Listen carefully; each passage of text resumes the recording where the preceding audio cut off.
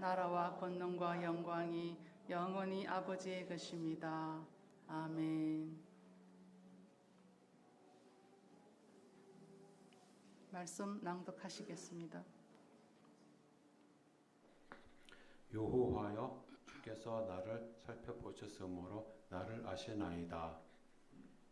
주께서 내가 앉고 일어섬을 아시고 멀리서도 나의 생각을 밝히 아시오며 나의 모든 길과 내가 눕는 것을 살펴보셨으므로 나의 모든 행위를 익히 아시오니 여호와여, 내 혀의 말을 알지 못하시는 것이 하나도 없으시나이다. 주께서 나의 앞뒤를 둘러싸시고 내게 인수하셨나이다. 이 지식이 내게 너무 귀하니 높아서 내가 능히 미치지 못하나이다. 내가 주의 영을 떠나 어디로 가며 주의 앞에서 어디로 피하리이까? 내가 하늘에 올라갈지라도 거기 계시며 수월에 내 자리를 펼칠지라도 거기 계시나이다. 내가 새벽 날개를 치며 바다 끝에 가서 거주할지라도 거기서도 주의 손이 나를 인도하시며 주의 오른손이 나를 붙드시리이다. 내가 혹시 말하기를 흑암이 반드시 나를 덮고 나를 두른 빛은 밤이 되리라 할지라도 주에게서는 흑암이 숨기지 못하며 밤이 낮과 같이 비추이나니 주에게는 흑암과 빛이 같음이나이다. 주께서 내 내장을 지으시며 나의 모태에서 나를 만드셨나이다. 내가 주께 감사하오면 나를 지으심이 심히 기묘하심이라. 주께서 하시는 일이 기이함을 내 영혼이 잘 아나이다. 아멘. 기도하시겠습니다. 사랑의 하나님 아버지, 저희들을 사랑하심으로 이 땅에서 홀로 있게 하지 아니하시고 함께 하심으로 각자에게 합당한 은혜들을 베풀어 주셨습니다. 참으로 감사를 드립니다.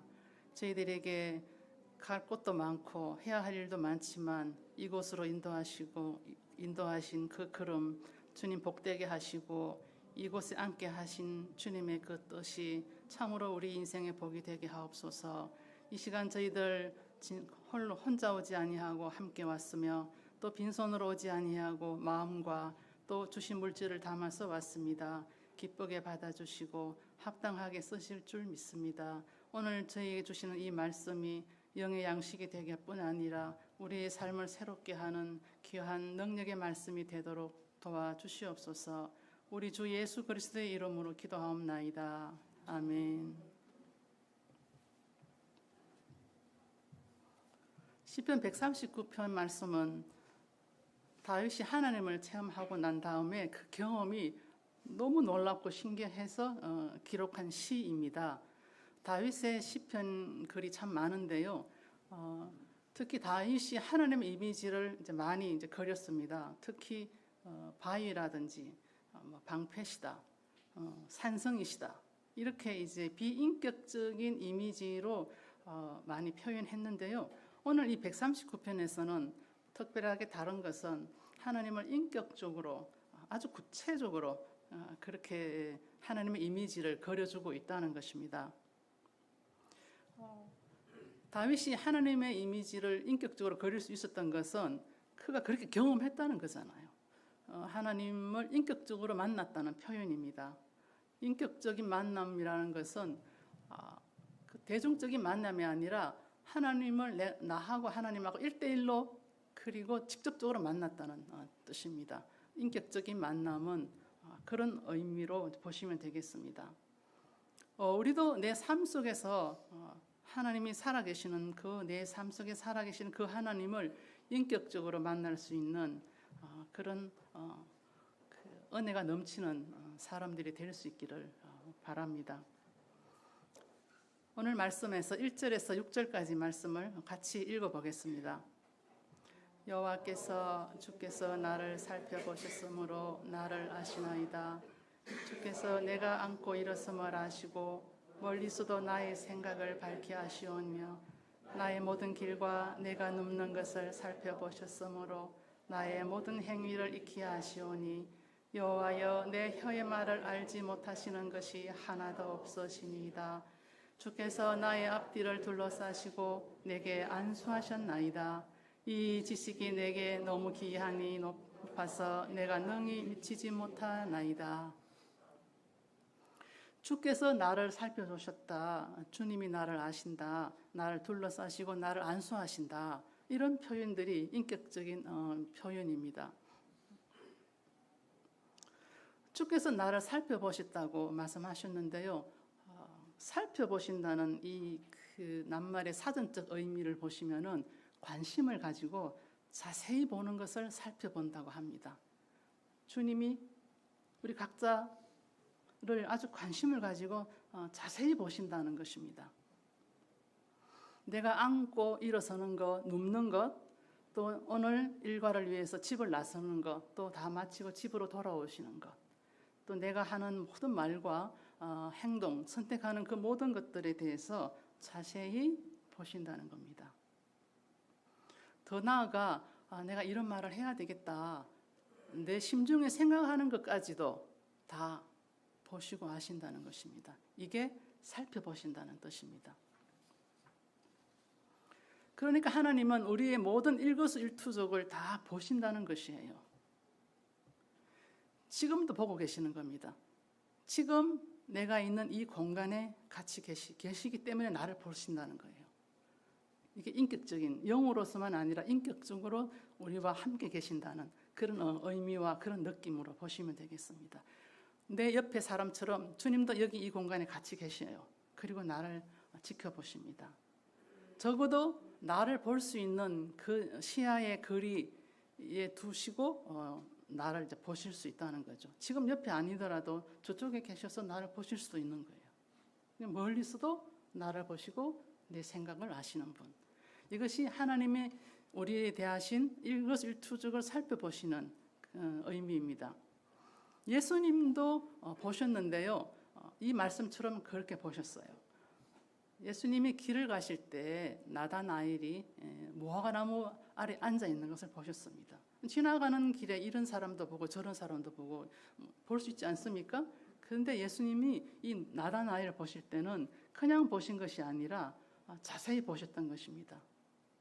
어떻게 알 수 있습니까?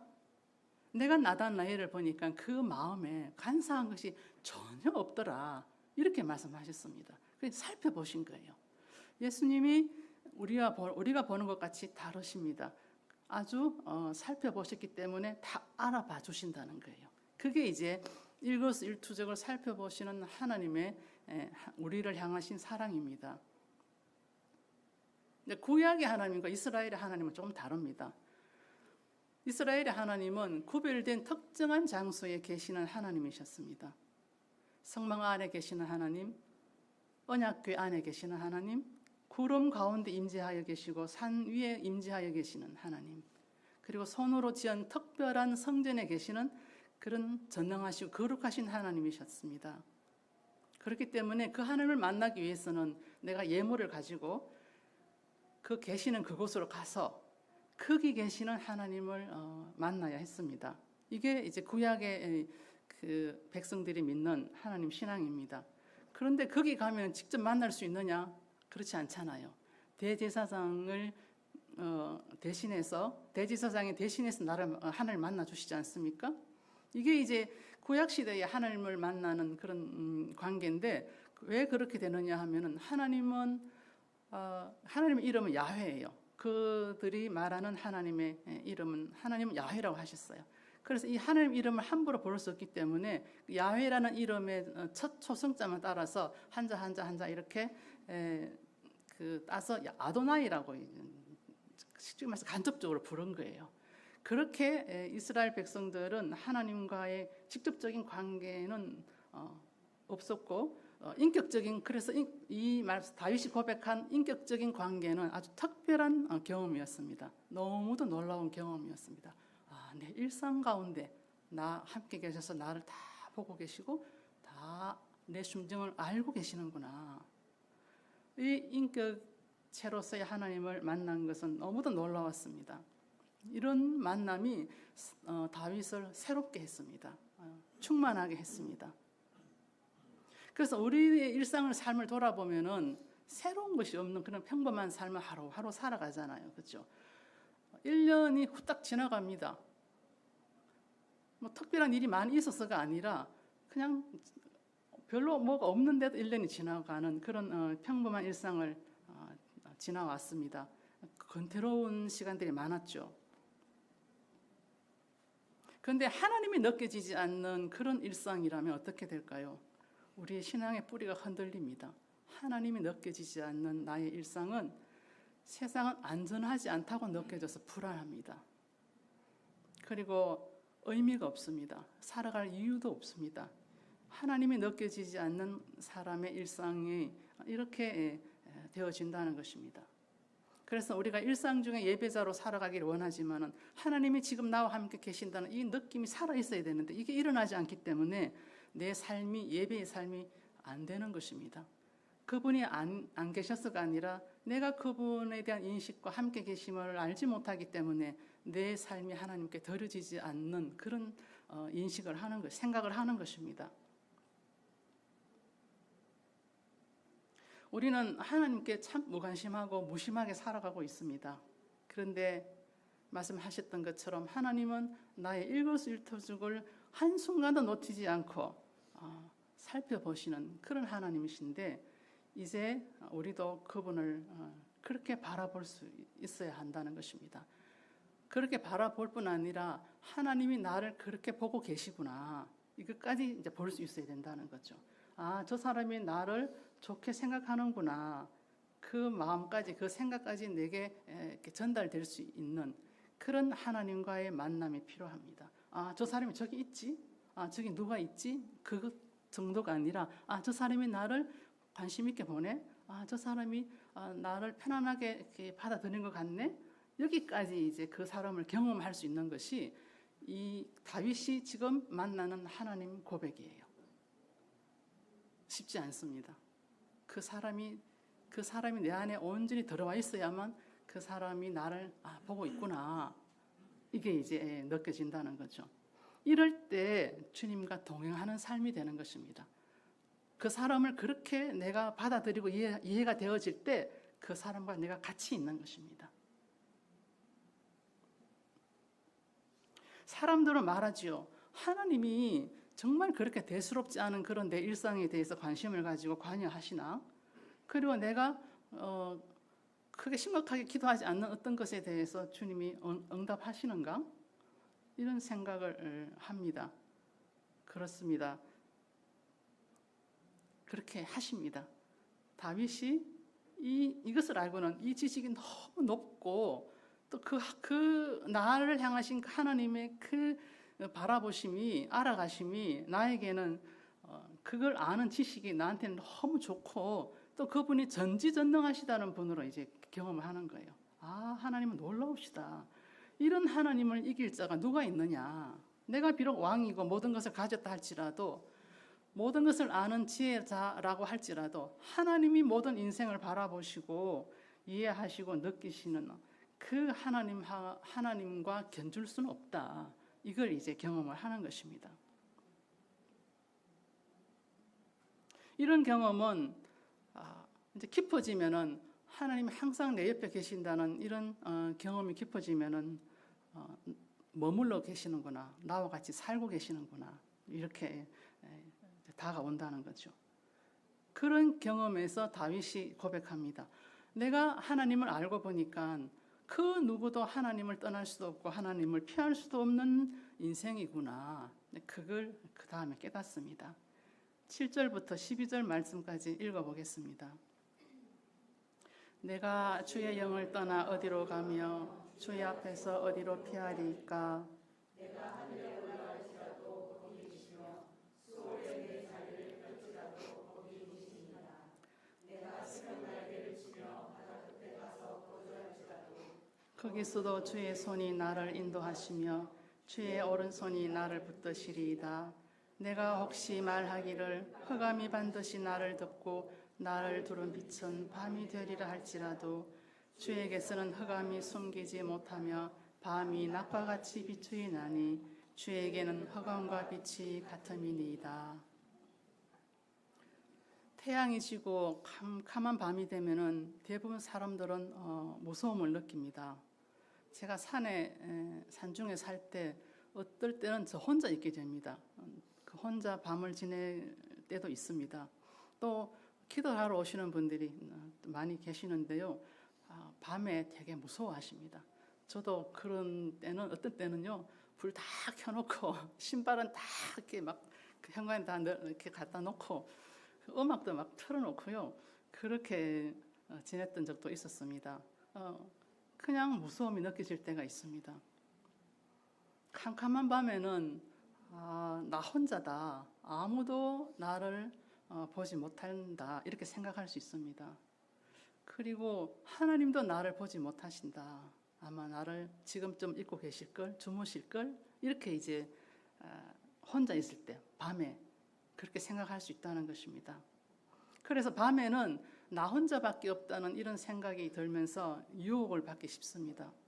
제일 큰 유혹은 하나님의 은혜를 망각하는 것이고 하나님을 잊어버리는 것입니다. 사실은 흑암은 태양빛이 없어서 밤이라서가 아니에요. 진짜 흑암은 하나님을 잊어버리는 것이 진짜 흑암의 인생입니다. 우리 인생에도 밤의 때가 다 있습니다. 그 밤이 되면은 하나님을 잊어버리기 때문에 신앙인도 숨고 싶습니다. 하나님도 마음에 안 들고 또 하나님께 기대도 없고 그래서 하나님을 피하고 숨고 싶습니다. 이게 인생의 밤입니다. 아담과 하와가 에덴 동산에서 행복하게 살다가 동산 중앙에 있는 선악과를 알게 하는 그 열매를 따먹지 말라 하신 하나님의 말씀을 어겼습니다. 그래서 아담과 하와가 선악과를 따먹고 나니 하나님이 하나님으로부터 숨고 싶은, 피하고 싶은 마음이 생겼습니다. 그래서 동산에 거느시는 하나님의 영을 알고는 피해버렸습니다. 팥죽 한 그릇에 형 에서의 장자권, 축복권이죠. 그 축복권을 샀던 야곱이 아버지 이삭을 속이고 축복을 받습니다. 거짓으로 받는 축복이잖아요. 그래서 이제 아버지와 형을 피해서 외갓집으로 도망을 갑니다. 잘못했으니까 도망을 이제 가는 거죠.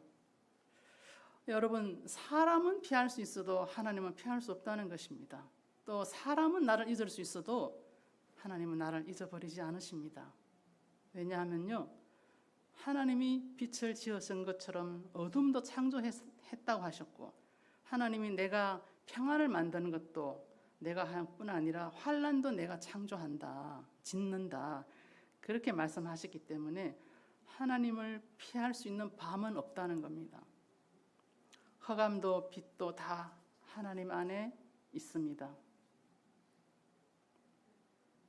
메시지 성경으로 12절 말씀을 보겠습니다. 11절 12절 말씀을 보겠습니다. 그분은 어둠 속에서도 나를 알아보시는구나.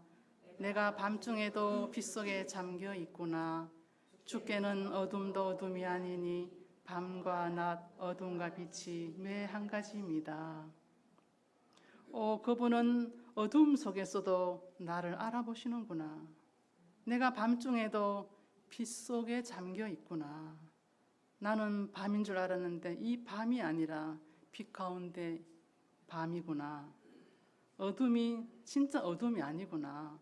하나님 안에서는 어둠이 없구나. 이것을 고백하는 말씀입니다.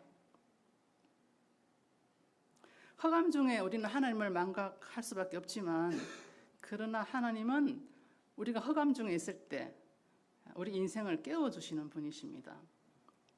아담과 하와가 하나님을 피했잖아요. 숨었지 않습니까?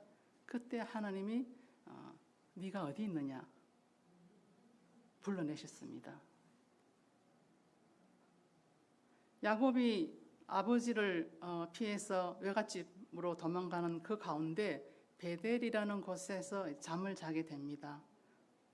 돌베개를 베야 되겠죠? 돌베개를 베고 잠을 청하는데 꿈에 하나님이 찾아오십니다. 하늘 문을 여시고 사닥다리를 내려주시고 그 사닥다리를 통해서 천사들이 오르락 내리락 하는 것을 보게 됩니다. 그리고 야곱에게 약속의 말씀을 하십니다. 내가 너와 함께 있어 어디로 가든지 너를 지키며 너를 이끌어 돌아오게 할 것이라 고 약속하셨습니다. 반드시 너를 돌아오게 할 것이다. 그렇게 약속해 주셨습니다.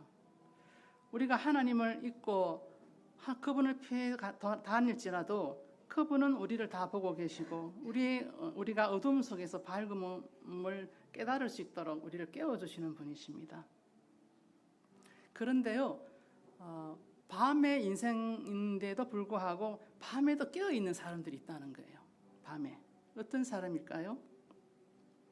야곱도 밤의 인생이었지만은 그 하나님을 만난 이후로는 그 음성을 들은 이후로는 밤에 깨어있는 사람이 되었습니다. 이제 집으로 돌아가잖아요. 고향으로 돌아갈 때 그 소식을 안 에서가 동생을 맞이하기 위해서 큰 군대를 이끌고 이제 만나러 옵니다. 이 소식을 듣습니다. 그러니까 야곱이 형에게 잘못한 일이 있으니까 큰 군대를 끌고 맞이하러 온다고 했을 때는 좋게 생각하지 않을 수도 있잖아요. 혹시 어떤 상황이 벌어질지 모르지 않습니까? 그래서 너무 두려웠습니다. 그래서 야복 강가에서 더 나아가지 않고 그 강가에서 이제 하나님과 이제 맞대면합니다. 한도 뼈가 부러질도록 밤새도록 실험하면서 기도를 했습니다. 그래서 무엇을 기도했습니까? 나를 축복하십시오. 나에게 축복을 주십시오. 내가 축복을 받아야만 그 다음에 걸어갈 수 있는 거예요. 내게 축복을 주십시오. 이것을 위해서 밤새 기도해서 한도 뼈가 부러질 정도로 씨름을 해서 이겼습니다. 그래서 야곱의 이름이 이스라엘로 바뀌잖아요. 버니엘, 하나님과 겨루어 이겼다라는 뜻이에요.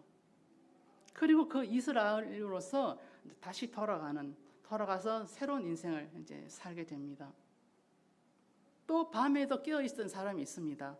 유대인 지도자로서 니고데모입니다. 이 사람이 하나님의 나라에 대한 관심이 참 많았습니다. 그래서 예수님에 대한 소문을 듣고 이 하나님의 나라에 대한 지식을 얻고자 예수님께 밤에 찾아가지 않습니까? 밤에 깨어 있었던 거예요. 그래서 성령의 사람으로 거듭나야 된다. 다시 태어나야 된다. 그렇게 이제 배웠습니다. 당연히 예수님은 하루 일과를 하시고 밤에 주무시는 것이 아니라 밤중에도 혼자 기도하셨습니다. 그리고 마지막에 십자가에 돌아가시는 그날 밤에도 겟세마네 올라가셔서 피땀 흘리시면서 기도하셨습니다.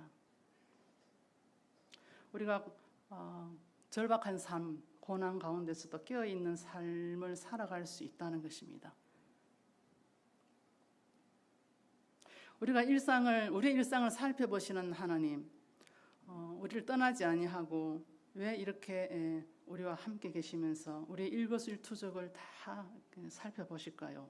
그 이유가 바로 13절, 14절의 말씀입니다. 같이 보시겠습니다. 주께서는 내 내장을 지으시며 나의 모태에서 나를 만드셨나이다. 내가 주께 감사하오면 나를 지으심이 심히 기묘하심이라.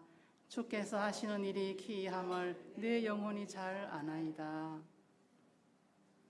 하나님이 하시는 일은 우연이라고 말하지 않습니다.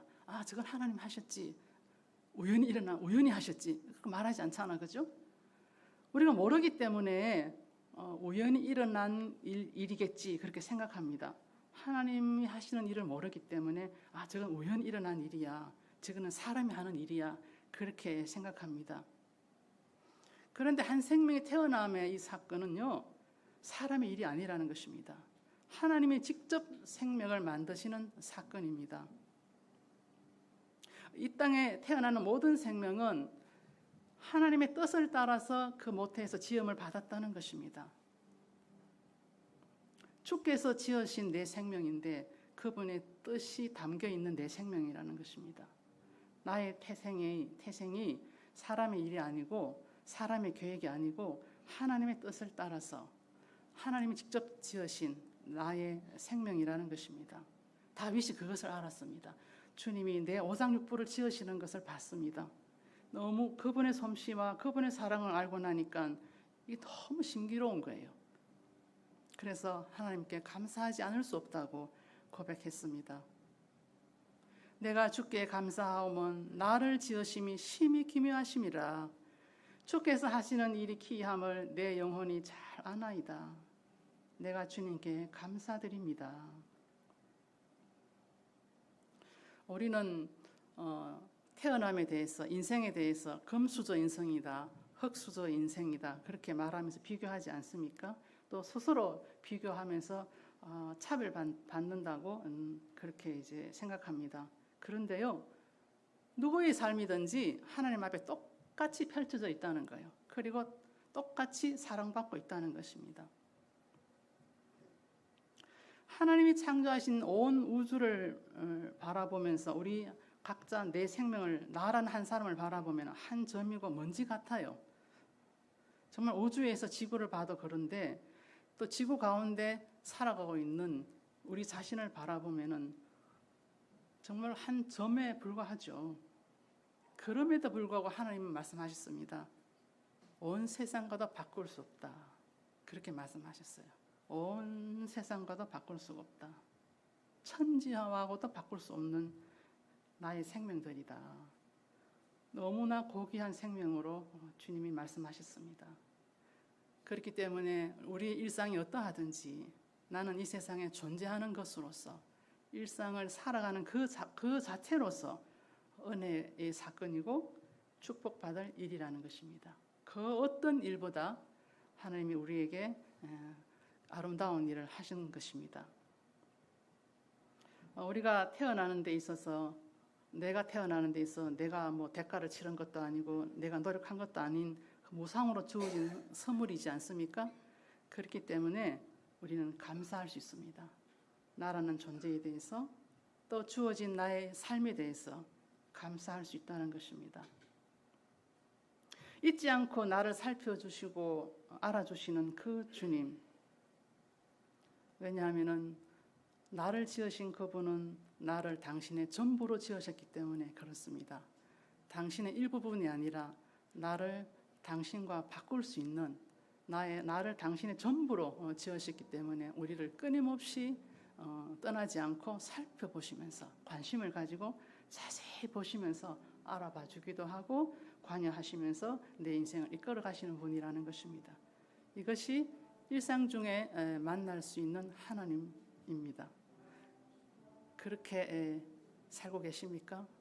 무심하게 살고 계시지 않습니까? 하나님을 잊어버리고 무관심하게 살아가고 있지 않습니까? 44장 21절의 말씀입니다. 같이 보시겠습니다. 내가 너를 지었으니 너는 내 종이니라. 이스라엘아 너는 나에게 잊혀지지 아니하리라. 내가 너를 지었으니 너는 나의 전부라서 나는 너를 잊을 수 없구나. 이것이 주님이 우리를 향하신 마음이고 우리가 이 땅에 살아가야 할 이유고 지켜야 할 마음입니다. 주님이 나를 지으셨으니 주님이 나를 잊지 않으실 것이다. 그래서 항상 나와 함께 동행하시면서 나를 관심 있게 보시고 나를 알아봐 주시고 그리고 적절하게 도우시는 분이시라는 것입니다. 이것이 일상 중에 하나님 체험입니다. 이런 일상이 될 수 있도록 우리 모두가 주님을 바라볼 수 있기를 바랍니다. 이제 기도 잠시 묵상하겠습니다. 하나님의 뜻으로 저와 여러분들은 이 땅에 태어났습니다. 살펴보시고 나의 전부로 여기시면서 나와 함께 동행하고 계시는데 주님이 나를 어떻게 보고 계셨는지 지금 나를 어떻게 보고 계시는지 그분께 물어보시는 기도를 잠깐 하시겠습니다.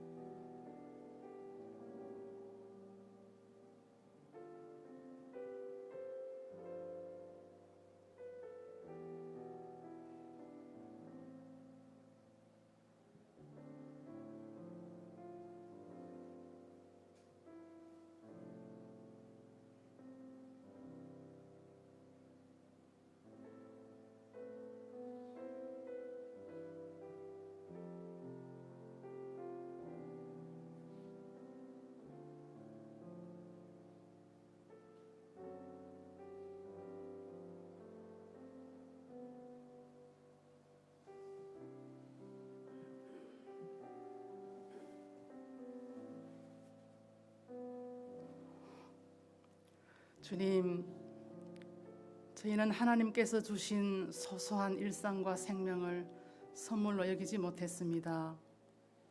너무도 당연하게 여겼으며 받은 은혜를 꿀꺽 삼켰고 불만하며 주시는 것이 없다고 감사하지 않으며 살았습니다. 이제는 매일의 일상이 그저 흘러가는 시간이 아니게 하옵소서.